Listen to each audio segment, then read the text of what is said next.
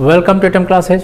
Last lecture मैंने आपको Werner theory के बारे में पढ़ाया था। उसमें क्या बताया गया था कि जो वर्नर थ्योरी में जो कोएडिशन कंपाउंड्स होते हैं उसमें जो CMA होता है उसकी दो तरह की वैलेंसी होती है। एक को बोलते हैं प्राइमरी वैलेंसी और दूसरे बोलते हैं सेकेंडरी वैलेंसी। ठीक है, तो ये पूरा आपका था वर्नर थ्योरी के बारे में। आज हमको क्या पढ़ना है? आज पढ़ना है सिडविक कॉन्सेप्ट क्या होता है। ठीक है, इस सिडविक कॉन्सेप्ट को EAN रूल भी कहते हैं। EAN का पूरा नाम क्या होता है? Effective atomic number, effective atomic number rule. तो हमें ये जानना है कि इफेक्टिव एटॉमिक नंबर रूल क्या होता है। ठीक है, तो चलिए देखते हैं। तो इफेक्टिव एटॉमिक नंबर या EAN रूल जो है ये लुईस जो कॉन्सेप्ट था इसी का क्या है? एक्सटेंशन है। लुईस कॉन्सेप्ट क्या होता है? तो लुईस कॉन्सेप्ट क्या कहता है कि किसी भी एलिमेंट में उसका जो लास्ट इलेक्ट्रॉन होता है वो कितना होगा? 8 इलेक्ट्रॉन होगा। तो एलिमेंट क्या हो जाएगा? ज़्यादा स्टेबल हो जाएगा। या फिर ये कह सकते हैं अपना जो नियरेस्ट नोबल गैस का कॉन्फ़िगरेशन है उसके जैसा कोई वैलेंट क्या करता है? अटेंड करना चाहता है। ठीक है, यही था लुईस कॉन्सेप्ट। इसी का एक्सटेंशन है क्या चीज़? Sidgwick concept. तो सिडविक कॉन्सेप्ट भी यही कहता है कि जो कोऑर्डिनेशन कंपाउंड है, कोऑर्डिनेशन कंपाउंड जो CMA होता है वो भी क्या करता है?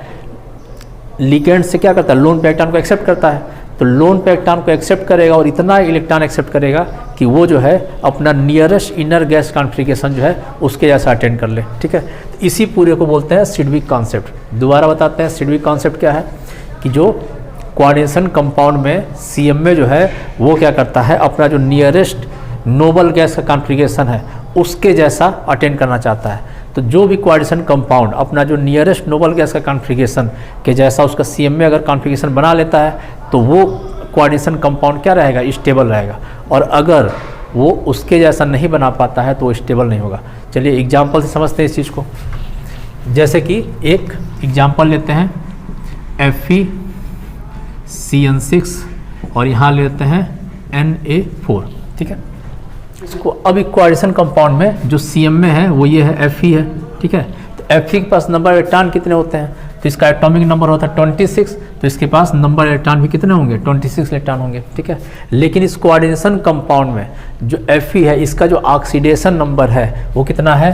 +2 है यहाँ पर। और +2 है तो इसका मतलब इसके पास 2 इलेक्ट्रॉन उसने क्या कर दिया? लॉस कर दिया। ठीक है, तो इसका मतलब अब इस समय Fe का जो टोटल नंबर ऑफ इलेक्ट्रॉन है वो कितने हैं? 24 इलेक्ट्रॉन है इसके पास। ठीक है, इसके अलावा ठीक है जो ये लिगेंड्स है, ये लिगेंड्स क्या करता है? इसको लोन पैटर्न डोनेट भी करता है और वही लोन पैटर्न क्या करता है? एक्सेप्ट करता है। लास्ट लेक्चर मैंने बताया था। ठीक है, तो ये जो कोऑर्डिनेट्स, ये जो लिगेंड्स है, ठीक है, ये कितने हैं? 6 है। एक लिगेंड जो होता है एक पैटर्न डोनेट करता है। तो 6 लिगेंड्स मिलके 6 पैटर्न डोनेट करेंगे। ठीक है, और 6 पेयर का मतलब कितने इलेक्ट्रॉन? 12 इलेक्ट्रॉन।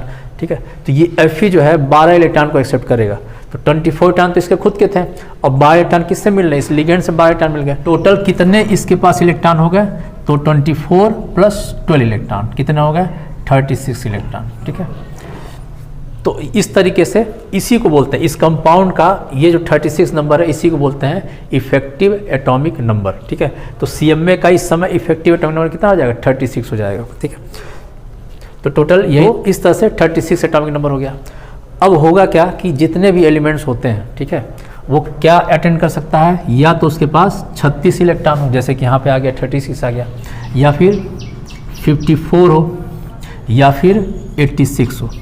अगर इन तीनों में से अगर कोई आता है, किसका क्या चीज़ आता है? EAN आता है, इफेक्टिव एटॉमिक नंबर। अगर 36, 54 या 86, ये नंबर याद कर लेना है, 36, 54, 86, 36, 54, 86। ठीक है, अगर इसमें से कोई नंबर आता है तो इसका मतलब वो कोऑर्डिनेशन कंपाउंड क्या होगा? ज़्यादा स्टेबल होगा। ठीक है,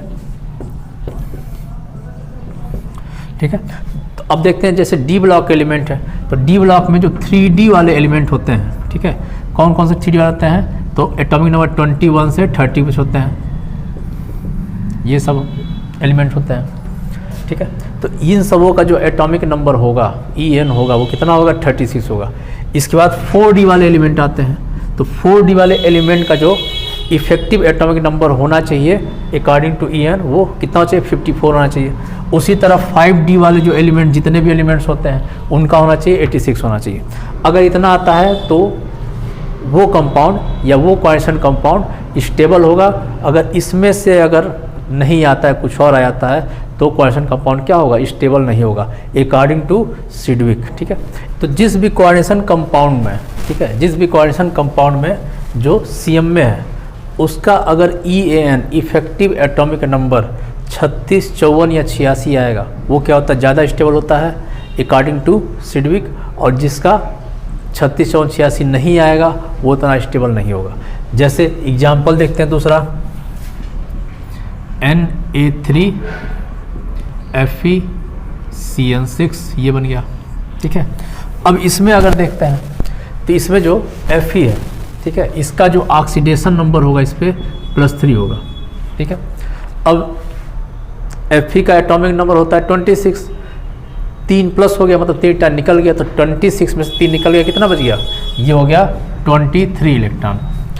और एक लिगेंड जो है एक पे इलेक्ट्रॉन डोनेट करता है, तो यहाँ पे कितने हैं, 6 हैं। ठीक है, तो 6 पे डोनेट किया मतलब वापस कितना आ गया, 12 आ गया, तो 12 इसमें जोड़ देंगे, कितना आ गया, ये हो गया 35 इलेक्ट्रॉन। तो इस वाले कंपाउंड में जो Fe है इसका EAN कितना होगा, 35 इलेक्ट्रॉन हो गया। या फिर ये कह सकते हैं इस कंपाउंड का जो EAN है वो कितना होगा, 35 हो गया। तो अकॉर्डिंग टू सिडविक ये कंपाउंड एग्जिस्ट नहीं करेगा, स्टेबल नहीं होगा। अब सिंपल सा ये जो निकल के आया EAN, इसके लिए सिंपल फार्मूला भी है, क्या फार्मूला वो देखते हैं। ठीक है, फार्मूले से कैसे निकालेंगे। ठीक है, तो जिस भी काम को EAN निकालना है, जिस भी एलिमेंट का निकालना है EAN, तो करते क्या है, उस एलिमेंट का या उस CMA का क्या निकालते हैं, सबसे पहले लिखते हैं उसका एटॉमिक नंबर। एटॉमिक नंबर को जस्ट डिनोट करते हैं। इसी एटॉमिक नंबर में क्या करते हैं, उसके कितना उस पर चार्ज है। जैसे यहाँ पे +3 चार्ज था, इसका कितना था, 26 था, और इस पर चार्ज कितना +3 था, तो 3 को माइनस कर दिए थे। उसके एटॉमिक नंबर में क्या करते हैं, उसके ऑक्सीडेशन नंबर को क्या करते हैं, माइनस कर देते हैं।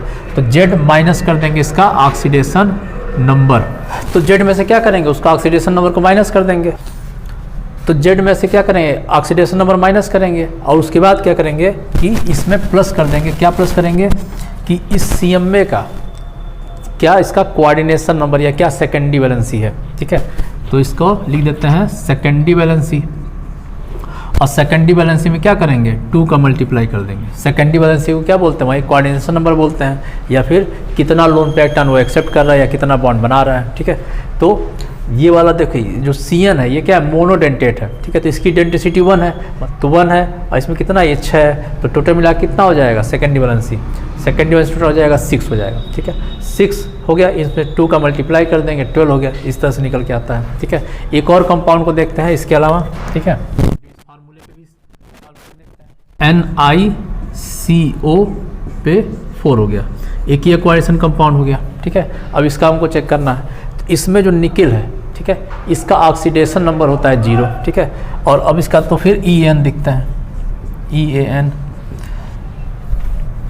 तो निकिल का जो एटॉमिक नंबर होता है वो होता है 28, तो इसकी जगह लिख देंगे 28 हो गया, माइनस करके निकिल का जो ऑक्सीडेशन नंबर यहाँ पे होगा वो हो जाएगा 0, तो इसकी वैल्यू हो जाएगा 0।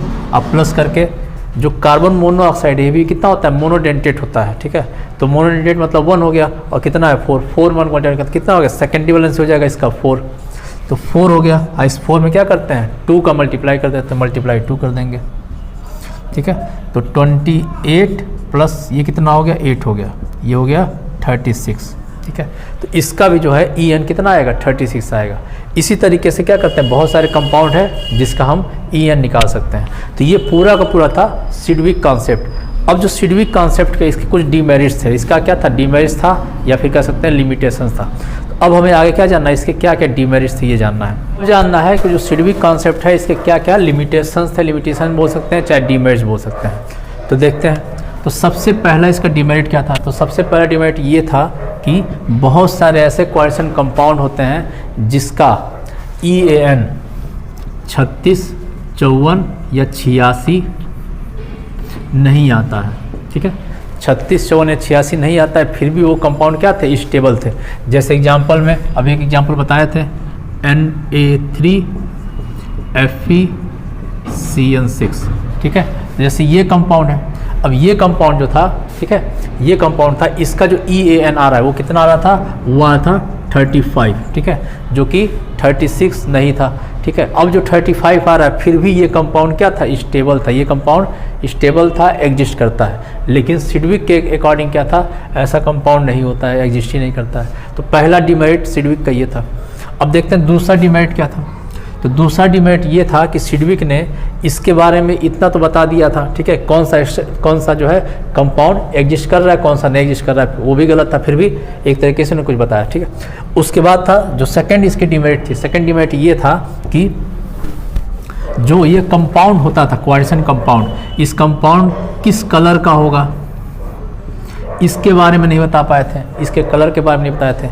अगला, इस कंपाउंड की ज्योमेट्री क्या होगी, इसके बारे में भी नहीं बता पाए थे, ठीक है। फिर इस कंपाउंड की मैग्नेटिक प्रॉपर्टी क्या होगी, मैग्नेटिक प्रॉपर्टी मतलब पैरामैग्नेटिक होगा कि डायमैग्नेटिक होगा, इसके बारे में नहीं बता पाए थे। तो ये सब क्या था, ये सब डिमेरिट था किसका, सिडविक का। क्या क्या डिमेरिट था कि बहुत सारे ऐसे कंपाउंड थे जो 36, 54, 86 वाले रूल को फॉलो नहीं करते थे, फिर भी क्या थे, स्टेबल थे, पहला। दूसरा क्या था कि कलर के बारे में नहीं बता पाए थे, क्वाड्रेटिक कंपाउंड का क्या कलर होगा। तीसरा, उसकी ज्योमेट्री भी नहीं बता पाए थे। और मैग्नेटिक प्रॉपर्टी क्या होता है, पैरामैग्नेटिक होता है कि डायमैग्नेटिक, इसके बारे में बताए थे। तो टोटल ये था सिडविक के बारे में, सिडविक और उसका क्या क्या डिमेरिट्स था। तो आज के लिए सिर्फ इतना ही। नेक्स्ट लेक्चर में आपको आगे की चीज़ पढ़ाई जाएंगी।